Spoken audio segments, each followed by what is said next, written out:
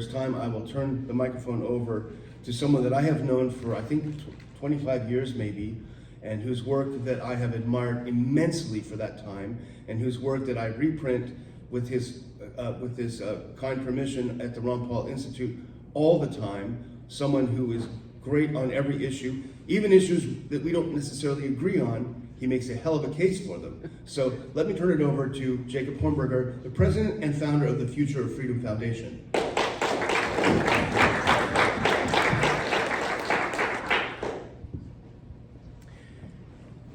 Well, thank you, Dan, and it's just a tremendous honor and very exciting to be back here. I've spoken at several of these scholars conferences, and you know, we all have our heroes in life, many of whom are dead. Like for me, Ludwig von Mises, Friedrich Hayek, Milton Friedman, Frederick Bastiat, Leonard Reed, and others. But I also have real life heroes that are still alive, and three of them are part of this conference. Dan McAdams and Adam Dick, and of course Ron Paul. I mean, these three guys inspire me. I go to the Ron Paul Institute website regularly, and it just gets my batteries charged up. And I think that's one of the great things about this kind of conference too. You meet like-minded people, you get your batteries charged up. And it really is, it's those of us in this room that are leading America to freedom. That's our responsibility, that we've been blessed with this insight of libertarianism, and it's our job to lead this country to a better world. There is one rule that Dan forgot to tell you about. You know, when I speak before normal audiences, it's like I don't get nervous at all anymore. But when I speak to smart people, I get really nervous. And so the one rule is there will be no difficult questions if we do have time for Q&A. The biggest mistake America has ever made in our history is the conversion to a national security state, the federal government to a national security state. And we all know that, you know, slavery was horrific, but I don't really put it in the same category as a mistake. It was an intentional, horrific act. That when I think in terms of mistakes, I think in terms of measures that ostensibly were meant for good purposes, but turned out to be horrific destructions of liberty and life and privacy and well-being. And I put the conversion to a national security state at the very top, over and above the conversion to a welfare state, a managed economy, the drug war, and so forth. Now, what is a national security state? Well, let's just start with some examples. North Korea is a national security state. Egypt, Russia, China, Vietnam, the United States, and other countries. It is a system of government in which the military establishment plays a dominant, controlling role in the governmental system and indirectly in terms of the nation itself. Now, there's variations. There's systems where the military controls the whole government. You know, a good example is like Egypt. Egypt, the military's in charge of the government. It runs the government. It actually runs commercial enterprises. Like it owns hotels in the country and so forth. Another good example was Chile. In fact, Chile's kind of instructive because Chile had essentially the same type of governmental system that the American people do. In 1973, there was a democratically elected president, honest elections, and there was a judiciary, independent judiciary, there was a Congress, and then there was a coup in which the military establishment, military intelligence establishment, the national security state, took over. And they essentially absorbed the executive branch. And it's really a fascinating story because you've got an instance of where two branches of the government actually go to war against each other. Now, in many national security states, like the United States, you still have your traditional three branches of government: the executive branch, the legislative branch, the judicial branch. And then we have the national security branch. And most of the time there's coordination, cooperation. But sometimes there's conflict. And in Chile, there was conflict. between the executive branch and the national security branch. Well, they actually went to war against each other. There was jet planes firing missiles into the National Palace and the position of the president, who had a military helmet on, and his comrades there in the executive branch had military helmets on and high-powered weapons. But in the end, they were no match for the national security branch, which had jet planes firing missiles into their positions, infantry surrounding their position, armor, tanks, and ultimately the executive branch fell. And at that point, you get a military government. Now, they still had a Congress, and they still had a judicial branch, but there was deference to whatever the military said. The military was in control. Now, there was a book a few years ago written called National Security and Double Government that I would highly recommend. If every American would read this book, we'd be well on our way to getting this nation back on the right track. National Security and Double Government by a man named Michael Glennon. Now, Michael Glennon is not just some quack, okay? He is a professor of law at Tufts University. He also was counsel to the U.S. Senate Foreign Relations Committee. Glennon's thesis, to which I subscribe, is that it is the national security branch of the government here in the United States that is controlling and running the federal government. They're in charge. Okay, they're as effectively in charge as if there were no other three branches. Now, we've all been taught since the first grade in our public schools, and which of course the government runs, and civics classes and so forth, that this quaint notion that the military falls under the executive branch, that the civilians are in control. Glennon says absolutely not. The ones who are in control are the Pentagon, the CIA, and the NSA. Now, we think of these three parts of the national security establishment as sort of three independent agencies. It's the wrong way to look at it. It's actually one great big military intelligence apparatus that's divided into three parts. It's sort of like the Pentagon and the military divided into the Air Force, the Army, the Navy, the Marines, and so forth. And this is one great big military intelligence apparatus divided into three parts. So, there's some people say we need to abolish the CIA, the terrible abuses that the CIA has committed.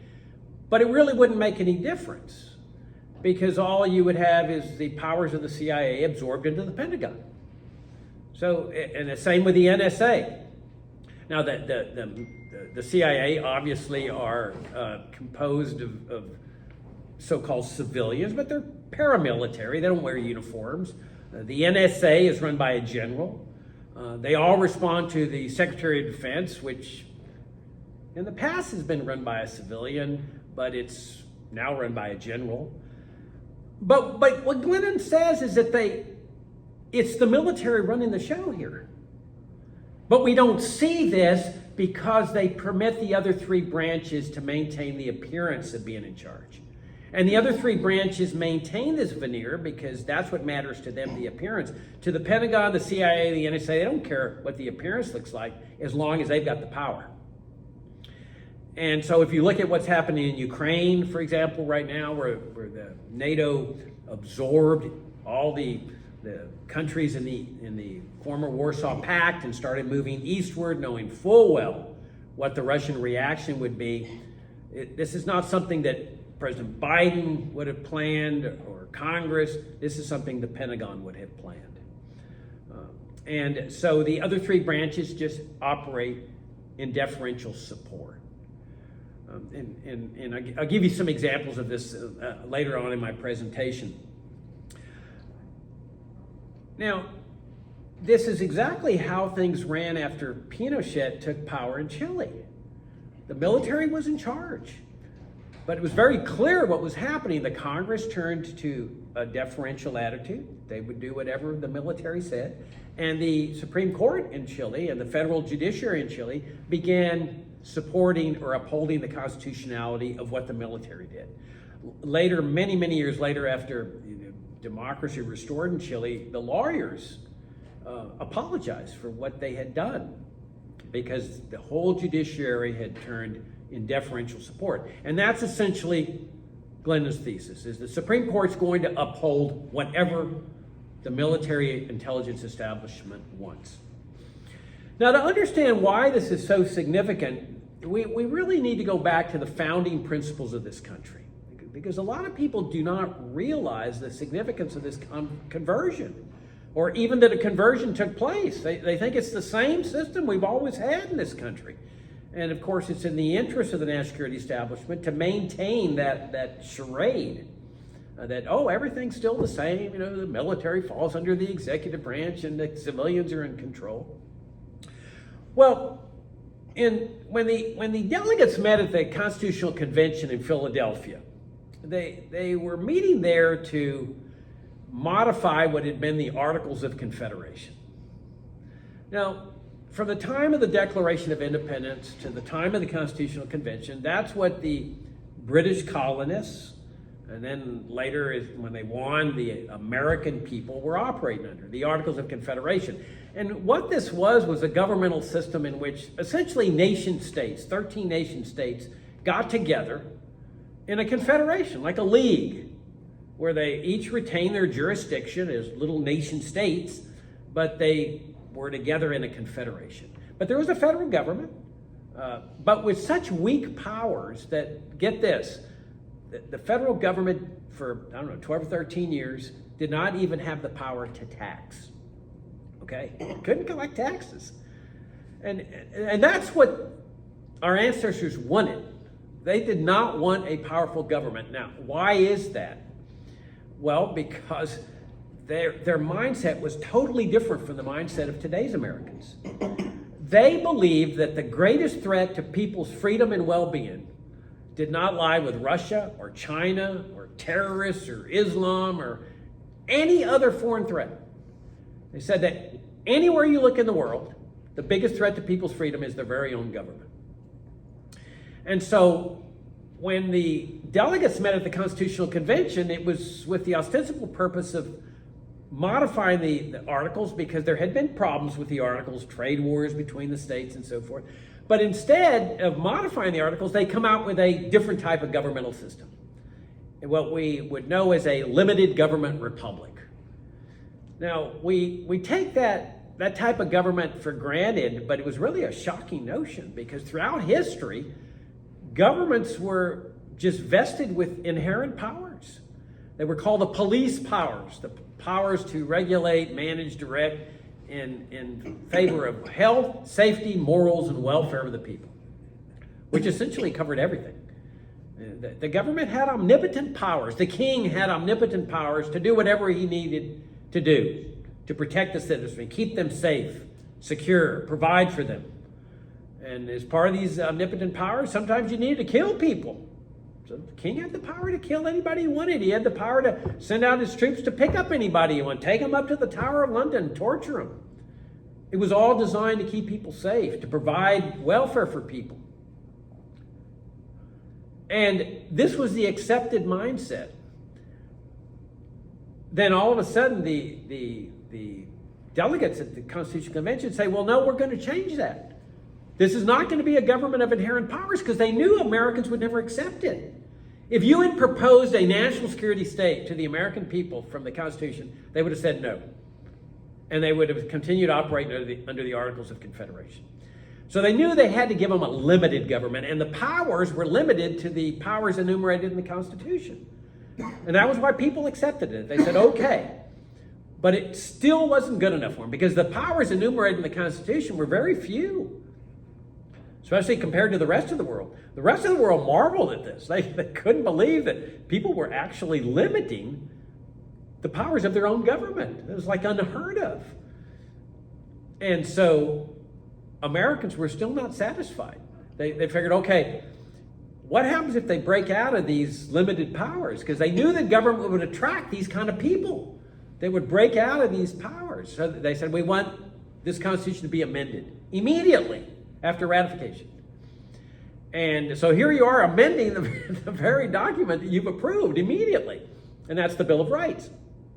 which really should have been called a Bill of Prohibitions, because it doesn't give rights at all. They understood that, hey, a people's rights pre-exist government. They're natural, they're fundamental, they're inherent in people. They come from nature and from God. And it's the purpose of government to protect these rights. But the rights don't come from government. And so they said, for example, in the First Amendment, Congress shall pass no law infringing freedom of speech, freedom of the press. Now, why'd they do that? Why'd they feel the need to do that? Well, because they knew that government would do these things. That Congress would attract the kind of people that would do this, even with the best of intentions. We've got to stop people from criticizing government, because that's bad for people to be criticizing the government. We're here to help you. So it's remarkable that they felt the need to do this, that they're sending a message saying, we want to make it clear that while this is a democratically elected government with limited powers, you don't have the power to do what we think you're going to do. And the same with the Second Amendment. You don't have a right to take away our guns. Okay? Now, let me digress here a second. There's an interesting situation developing in Venezuela that you might be keeping a track of. Venezuela is a national security state, just like the United States. And the president of Venezuela is a man named Nicolas Maduro. And he is the successor to another guy named Hugo Chavez. Both of these guys are dyed-in-the-wool socialists. And they've brought untold misery and suffering to the Venezuelan people with their socialist system, along with U.S. sanctions that have squeezed the Venezuelan people like in a vice, sanctions and socialism. But there was just an election in Venezuela, and a presidential election, and immediately after the election, Maduro declared himself the winner, and the National Election Commission declared him the winner. And the Supreme Court just said, yeah, we've reviewed it, he's the winner. Except that in Venezuela, they have, I don't really quite understand exactly what these are, but they have written tallies of some kind of the votes that were cast at each voting station. They're called actas. And I'm not sure exactly how it works, but that's the true manifestation of how the vote went. And so what the opposition did was they took these tallies from these voting stations by prearrangement. They knew what was going to happen.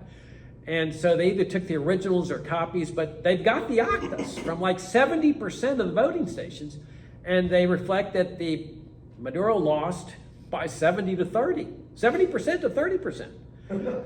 And then, but and in the meantime, Maduro's not revealing the other 30%.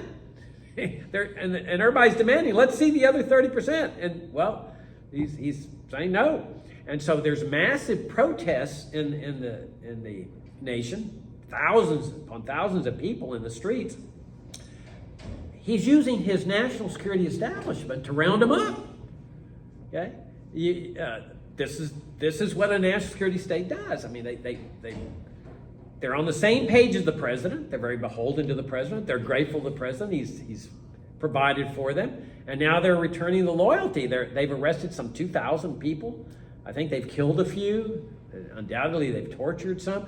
They cannot find the presidential candidate that ran against him. He's under an arrest warrant. Or the woman who is the leader of the movement. They can't find her either, but they pop up at these protests and they just can't take them into custody. Now, what are the Venezuelan people supposed to do to rectify this? Okay? They can protest, but I should add that several years ago, the Venezuelan government enacted gun control in Venezuela. And everybody had to turn their guns in. So how do you oppose a national security state within a government without guns? Because if all you're doing is out there protesting and the president's saying, I'm going to arrest you, I'm going to torture you, where do you go from there? And this is what our ancestors understood with that Second Amendment. That once you disarm the citizenry and you have a national, massive military intelligence establishment, you're done. Your goose is cooked. And that if you have a well-armed citizenry, at least you have protection against your own government. And that was the whole idea behind that Second Amendment. They have protection. Now, they didn't want it to get to that point. And so they did not want a national security state with a massive military establishment. They understood what that meant. If you Google standing armies, ancestors, framers, founders of the United States, you will see all the quotes. This is what they called a national security state at that time, a standing army. Standing massive military establishment, like the British had, that had tried to confiscate guns at Lexington and Concord.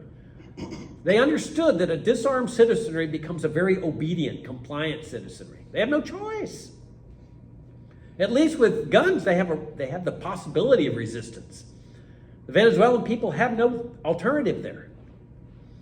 And so they provided for the right to keep and bear arms, but also opposed the idea of a standing army. Now, there was a basic military force, relatively small, certainly not enough to go to Europe or Asia and intervene in any foreign conflicts. Nobody feared the military for 150 years because it couldn't do anything, especially against a well-armed citizenry. A very small basic military force. All that changes after World War II, and that's where the conversion took place. The conversion to a national security state. Now, how did they justify this conversion? Well, in every national security state, fear is the coin of the realm. You got to keep people afraid. You got to keep them agitated. You got to create crises and provoke crises. And the big boogeyman, starting even in the middle of World War II, it was clear they were going to defeat Hitler, which of course was the official enemy in World War II. But immediately, even in the midst of that war, the new official enemy is becoming the Soviet Union. And you can see this because they start building the Pentagon, I forget when, 42, 43? I mean, it's clear. If you look at the Pentagon, this was not going to be a temporary wartime measure. This was a permanent apparatus. And the idea was that, okay, we've now defeated Hitler and the Nazis, but we cannot rest. Unfortunately, you can celebrate your victory, but you cannot rest because we now have a new official enemy. That's the Soviet Union. That's communism. They're coming to get us. The Russians are coming. The Russians are coming. And we need to protect our nation by becoming like them. They are a national security state. We cannot survive if we stay under a limited government republic, because they can do things we cannot do. They can assassinate people. They can kidnap people. They can torture people. They can invade countries. We need NATO up there to protect Western Europe from the Soviet Union that had been devastated during the war. I mean, the notion that the Soviet Union was going to attack Western Europe was nonsensical. The whole time, the whole nation had been devastated. That's where the Nazis had invaded, destroyed the entire industrial capacity of the Soviet Union, not to mention millions upon millions of people. But they needed this official enemy, and that's what got the conversion going. So you get a massive military establishment, the Pentagon. You get the CIA in 47 with omnipotent powers. And that was what was very clear. You get the NSA in 52 or so. And it was clear that this conversion automatically came with omnipotent powers, totalitarian-like powers, powers of assassination, for example. Now, if you look at the four amendments in the Bill of Rights, they're very interesting amendments, 4th, 5th, 6th, and 8th amendments. These are amendments designed to protect people for what happens when the government targets people, that wants to kill people. See, our ancestors were very concerned about a government that wants to kill people, our government. Those amendments apply to the federal government, not to the Russian government. And it says before you kill people, which we know you're going to want to do, because that's what government does, you can't take a person's life without due process of law. And due process of law was a phrase that stretched all the way back to Magna Carta, the year 1215, which was essentially the first time that people placed limits on government through Magna Carta. And then throughout British history, you get instances where people are carving out exceptions to the powers of government, the inherent police powers, like habeas corpus, which has been described as the linchpin of a free society. So when you see this phrase, due process of law, it means notice and hearing. Before you kill somebody, you've got to give them notice and you've got to give them a trial. And they have a right to a lawyer at that trial. And if they want a jury instead of a judge to decide their guilt, or a military commission, they have that right. So all these were protections designed to protect people from their own government. If the DEA, Drug Enforcement Administration, began assassinating people or taking people into custody and holding them indefinitely as suspected drug dealers, there is no question that every federal judge in the land would issue an injunction immediately.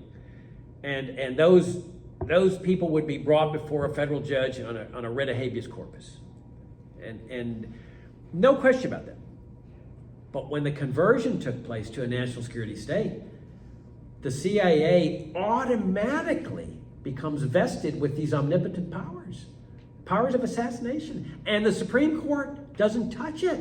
The federal judiciary doesn't touch it. Congress doesn't touch it. The president doesn't touch it. And so today, there's no question that the CIA, as well as the military, have the power to assassinate Americans as well as foreigners. And they've exercised this power, the power of assassinating Americans. They've killed Americans without due process of law. And no federal judge is going to interfere. It's like Chile, where the federal judges do not interfere, and they've made it very clear. So when the Supreme Court recently said the president is immune from anything he does as part of his governmental jobs, they're also saying so is the national security establishment, the subordinates here. They will not interfere.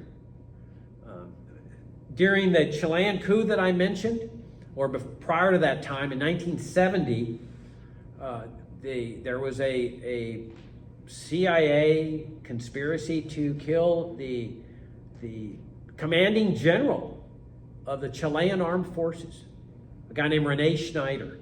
Very honorable man, a lot of integrity.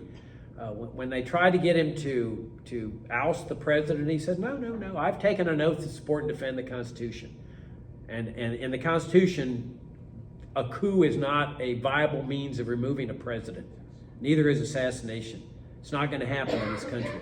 So the CIA, in a conspiracy with people in Washington, came up with a plan to oust him from power and kidnap him. And so they hired thugs in Chile, and they went on a kidnapping attempt on the streets of Santiago, and Snyder, who was a general, not surprisingly, was armed. He fought back, and he was shot dead.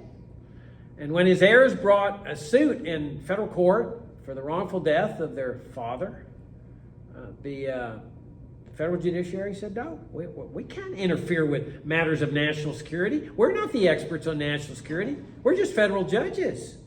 Well, never mind that they're the experts on the Fifth Amendment that says you will not take the life of any person, foreigner or American, without due process of law. That's the restriction. It's there. But they say, we won't interfere. If we go to, for example, Guantanamo Bay, this is a remarkable institution. Because after they lost their official enemy of the Soviet Union, when the Cold War ends, much to their surprise. I mean, this was a cash cow for the military intelligence establishment. The fear of communism, and all of a sudden the Cold War suddenly is over. This was a shocking notion to them.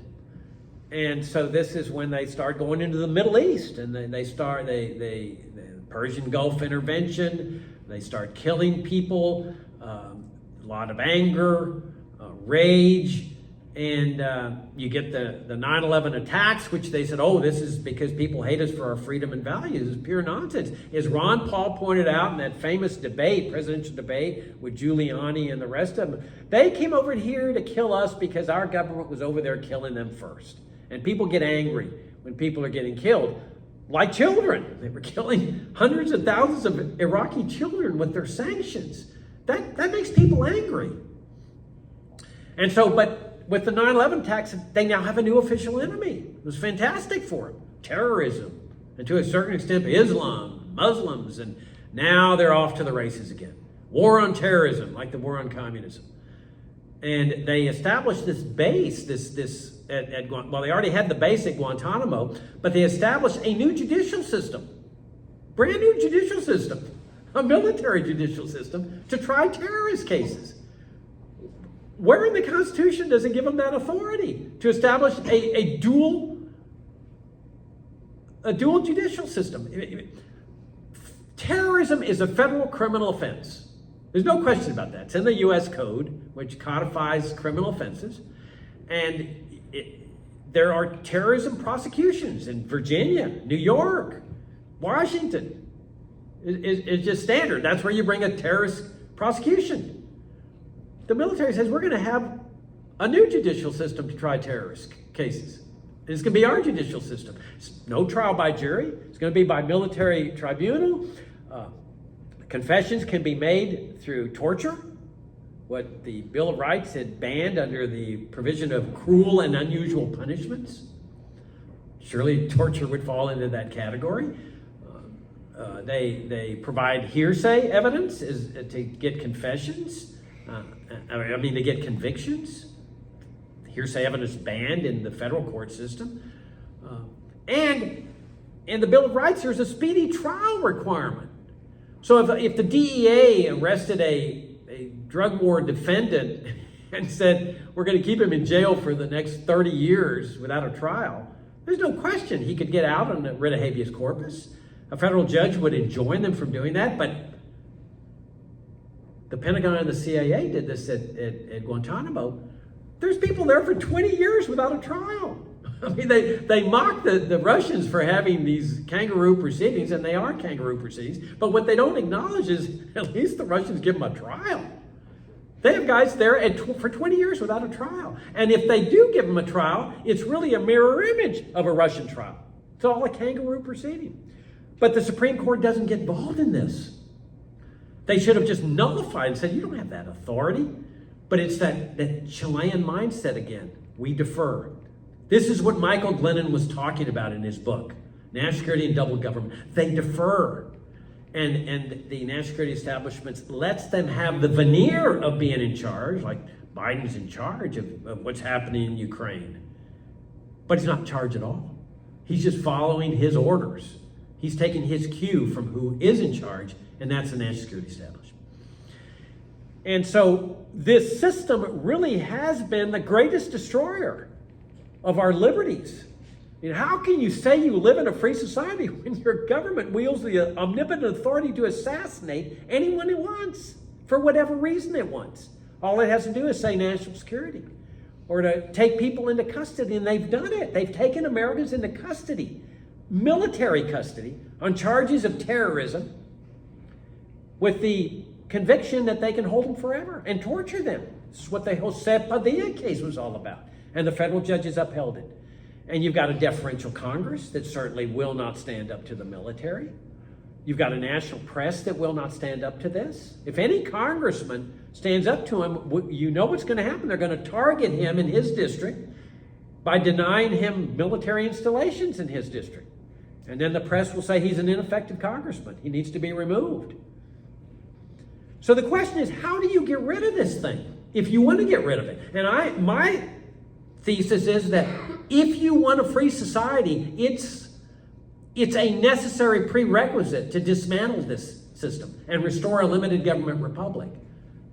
It's not a sufficient prerequisite. There's lots of other things, the drug war and so forth, to get a free society, but it is a necessary prerequisite. But how do you do that?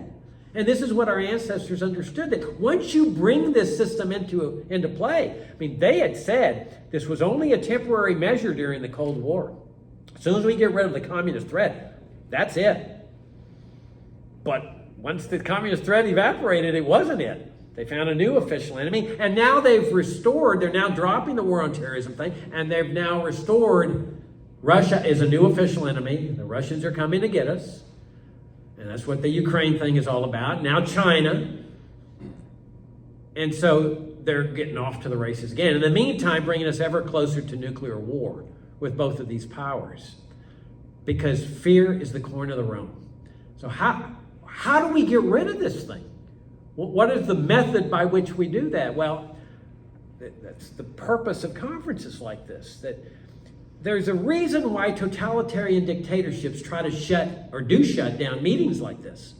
They understand the power of ideas. And ideas have a power that are immeasurable, especially ideas on liberty. And they understand that it starts out as a small movement, but then it goes person to person to person, and all of a sudden you reach a critical mass in society that understands what it means to be free and what needs to be done to achieve a free society. And that's when you get your transformation. And that comes from conferences like this. You may seem like, oh, I'm just one person. But when you multiply one person by another person, by another person, by another person, all of a sudden you've got an idea that's translating all across society. And that's what brings a shift toward freedom. Thank you very much.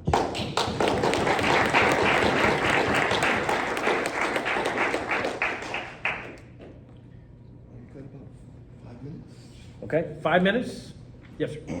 So I was just gonna ask,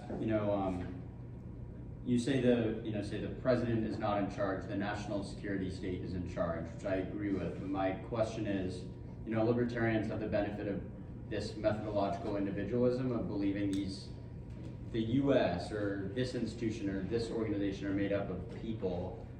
So my question is, when you say the national security state, I know you said no difficult questions, but what person or people are really in charge when you say national security state? Like if you were trying to describe, who's making the calls? Joint Chiefs of Staff, generals.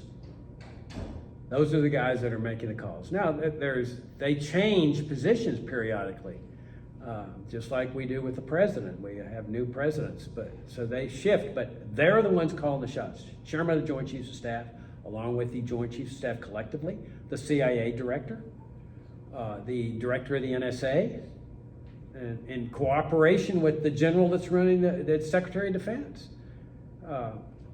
It may be a collective decision, but ultimately it's probably the chairman of the Joint Chiefs of Staff that makes the final decision.